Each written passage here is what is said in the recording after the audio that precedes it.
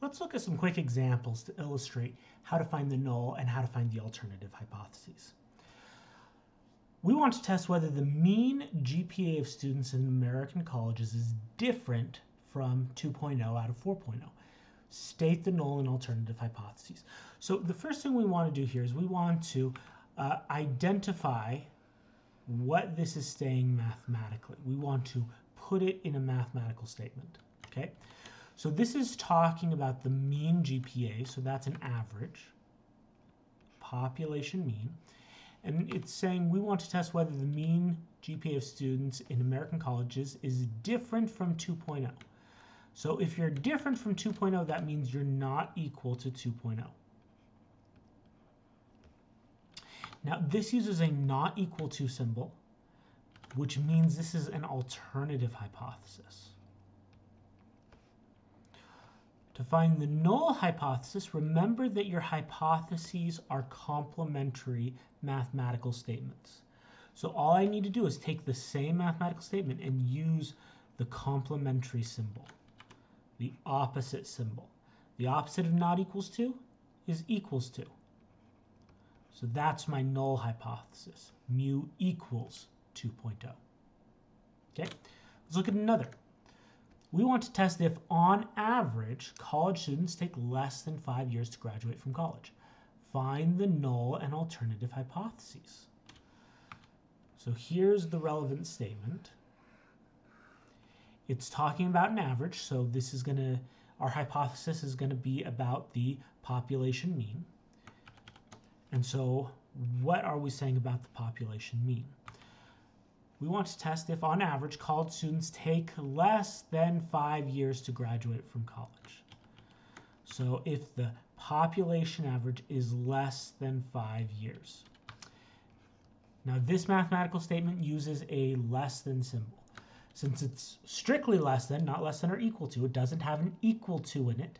This is an alternative hypothesis.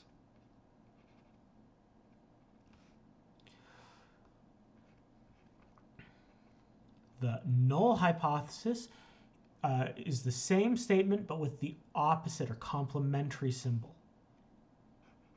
Okay, the opposite of less than is greater than or equal to. Notice the null hypothesis has an equal to in it. Okay, those are the hypotheses if we wanted to perform this test. One more. In an issue of U.S. News and World Report, an article on school standards said that about half of all students in France, Germany, and Israel take advanced placement exams, and a third pass. The same article stated that 6.6% of U.S. students take advanced placement exams and 4.4% pass. We want to test if the percentage of U.S. students who take advanced placement exams is more than 6.6%. State the null and alternative hypotheses of this test. So this statement is very wordy. The key here, though, is at the end. We want to test. We want to test if the percentage of U.S. students who take advanced placement exams is more than 6.6%. Now, this is talking about a percentage of U.S. students. Another way to talk about that is a proportion. So we are testing, in this case, the population proportion. And we want to know if that population proportion, P, is more than 6.6%. So is more would be a greater than symbol. The population proportion is more than 6.6%. And I want to convert that 6.6% to a decimal. So if I move the decimal over twice, I get 0.066.